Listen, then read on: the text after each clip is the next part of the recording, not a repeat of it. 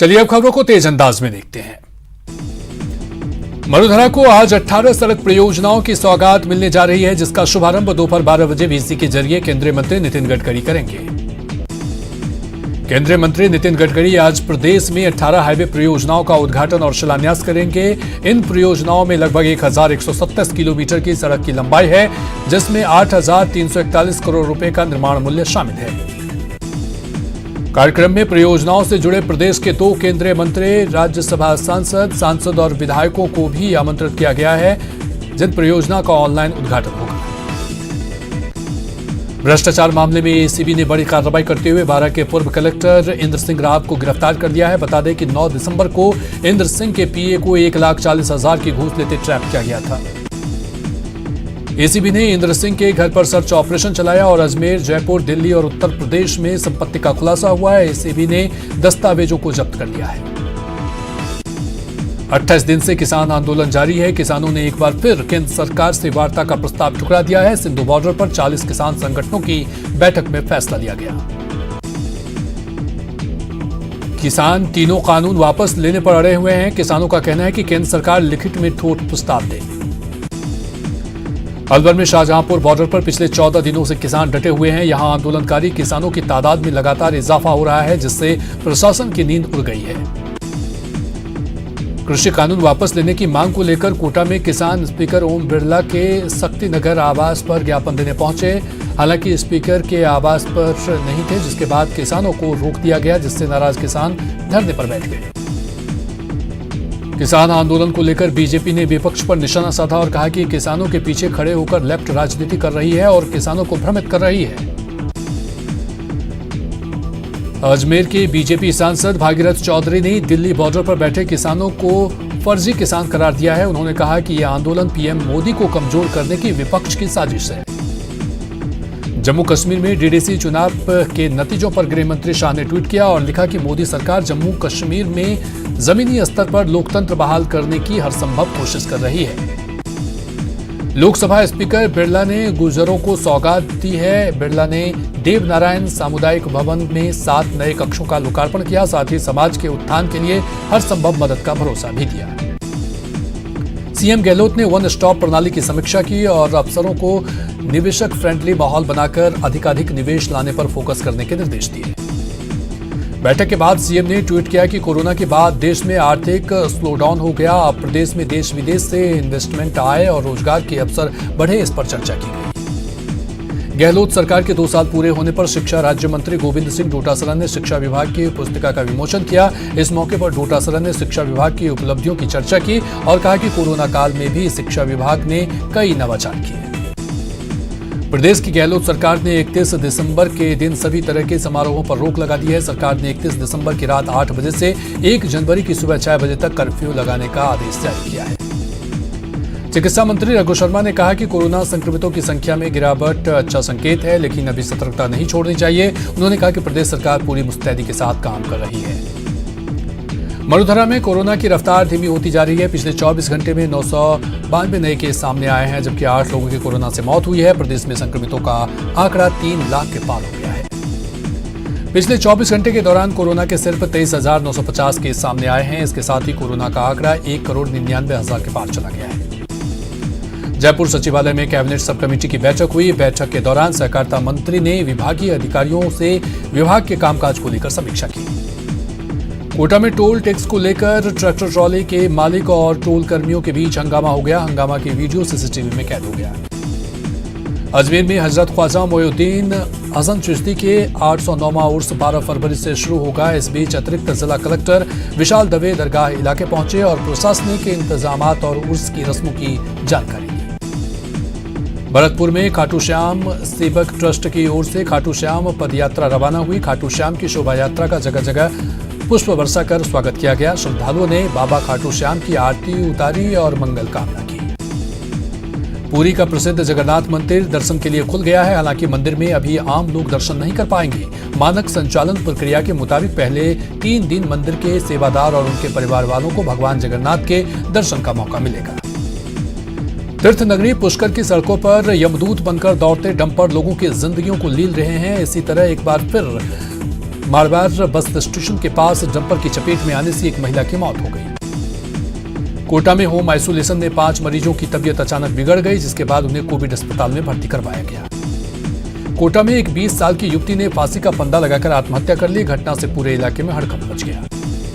जोधपुर जिले के फलौती में एक युवती ने सामूहिक बलात्कार का मामला सामने आया है, जिसके बाद पुलिस ने तीनों नामजद आरोपियों के खिलाफ मामला दर्ज किया है।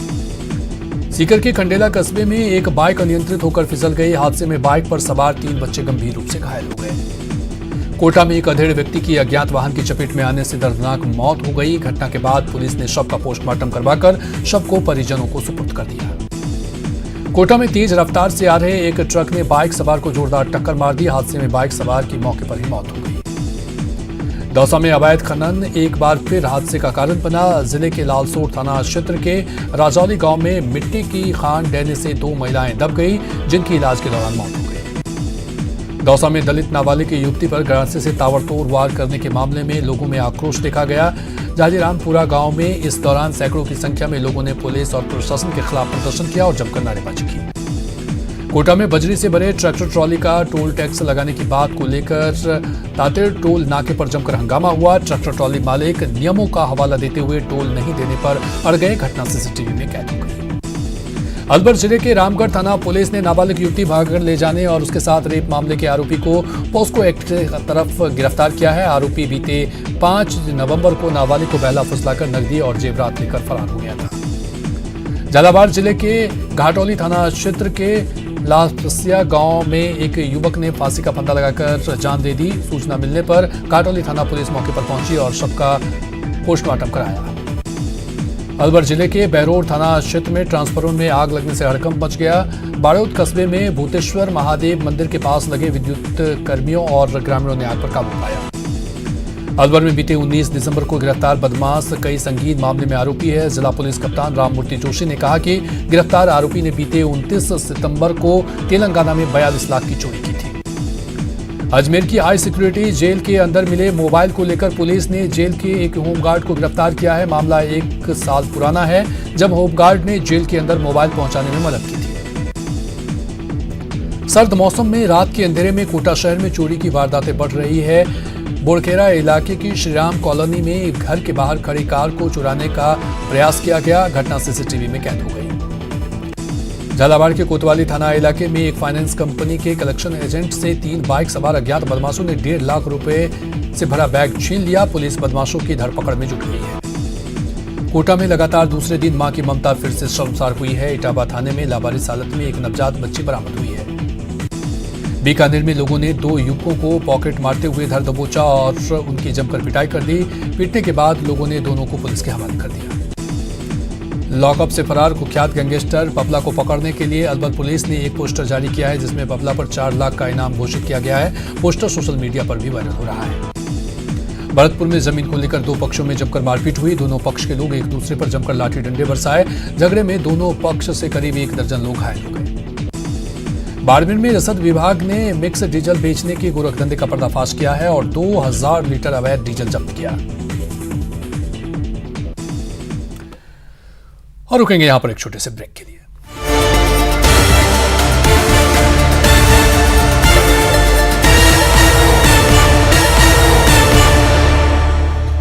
ब्रेक के बाद एक बार फिर से आप सभी का स्वागत है। चलिए कुछ और खबरों को तेज अंदाज में देख लेते हैं। नागौर सांसद हनुमान बेनीवाल की अध्यक्षता में दिशा की बैठक का आयोजन किया गया। बैठक में केंद्र की योजनाओं पर चर्चा की गई। बाड़मेर में मनरेगा कार्यों को लेकर अब गांव के सरकार के हालात बेहाल नजर आ रहे हैं, जिसके चलते कई सरपंचों ने सड़कों पर उतरकर बकाया पैसे की भुगतान की मांग की है। झुंझुनू में किसान दिवस के मौके पर एनएसयूआई की ओर से सद्बुद्धि यज्ञ का आयोजन किया गया, जिसमें प्रदेश महासचिव अशोक सैनी और जिलाध्यक्ष अंकित जाखड़ मौजूद रहे। एडीजी विजिलेंस गोविंद गुप्ता ने कोटा के ग्रामीण थानों का निरीक्षण किया और थानों की कार्यप्रणाली, पेंडिंग रिकॉर्ड्स, अपराध के बारे में जानकारी दी। बूंदी में कांग्रेस नेता ने सऊदी अरब में फंसी भारतीय महिला की सकुशल वापसी को लेकर विरोध प्रदर्शन किया। कांग्रेस नेता ने विदेश मंत्रालय को ज्ञापन सौंपकर रीना गहलोत की सकुशल वतन वापसी की मांग की है। कोटा में भीमगंज मंडी सीएससी में राष्ट्रीय मुख्य स्वास्थ्य कार्यक्रम के अंतर्गत आशाओं को LHV के बारे में प्रशिक्षित किया गया। सीएससी पर कार्यरत दंत चिकित्सक डॉक्टर मेघा अग्रवाल ने आशाओं को मुख्य रोग से बचाव और इलाज के बारे में विस्तार से बताया।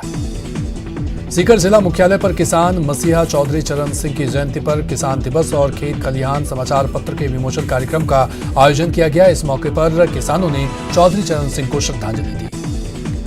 बीकानेर में कांग्रेस नेता मदन लाल मेघवाल के साथ कांग्रेस से जुड़े संगठनों ने किसान दिवस पर एक दिन का उपवास रखा। सभी संगठनों से जुड़े नेताओं और कार्यकर्ताओं ने उपवास के दौरान केंद्र सरकार के कृषि कानूनों पर अपना विरोध दर्ज करवाया। ग्रामीण विकास और पंचायती राज इंजीनियर एसोसिएशन के पदाधिकारियों और कर्मियों ने पदोन्नति न होने को लेकर कार्य बहिष्कार किया। सीकर जिला मुख्यालय पर सामूहिक अनशन और कार्य बहिष्कार किया गया। अखिल भारतीय कांग्रेस कमेटी के प्रवक्ता मोहन प्रकाश एक दिवसीय दौरे पर सीकर पहुंचे। सीकर में पत्रकारों से बात करते हुए उन्होंने कृषि सुधार कानूनों को लेकर केंद्र की भाजपा सरकार पर जमकर हमला किया। सीकर जिले के किसानों का कृषि सुधार कानूनों के विरोध में शाहजहांपुर बॉर्डर पर धरना लगातार जारी है। जिले में सैकड़ों किसान पिछले 10 दिन से शाहजहांपुर बॉर्डर पर डटे हुए हैं। प्रसिद्ध फिल्म अभिनेता अनु कपूर इन दिनों झालावाड़ के दौरे पर रहे। अनु कपूर यहां अपने पारिवारिक कार्यक्रम में भाग लेने के लिए निजी दौरे पर आए हुए हैं। इस दौरान उन्होंने अपने भाई के एक निजी कार्यक्रम में हिस्सा लिया। जयपुर में सिंधी कैंप बस स्टैंड पर एक महिला ने एक बच्चे को जन्म दिया। अचानक लेबर पेन होने से रोडवेज की महिला कर्मचारियों ने महिला की डिलीवरी करवाई। बॉलीवुड के जाने माने संगीतकार रहमान अली खान सीकर के पलसाना आए। इस दौरान उन्होंने युवाओं की मांग पर अपने कई गाने गुनगुनाकर कार्यक्रम में समा बांध दिया। प्रदेश में पूर्व प्रधानमंत्री स्वर्गीय श्री अटल बिहारी वाजपेयी की जयंती पर यानी 25 दिसंबर को देश भर में किसान सम्मेलन आयोजित किया जाएगा, जिसमें बीजेपी के कई नेता विभिन्न स्थानों पर अपना संबोधन देंगे। कोटा में आयुष्मान भारत योजना के तहत शहरी प्राथमिक स्वास्थ्य केंद्र तलवड्डी कोटा पर 10 दिवसीय योग सत्र का आयोजन किया जा रहा है। सत्र में स्वास्थ्य जांच कर कोरोना को लेकर जागरूकता किया जा रहा है।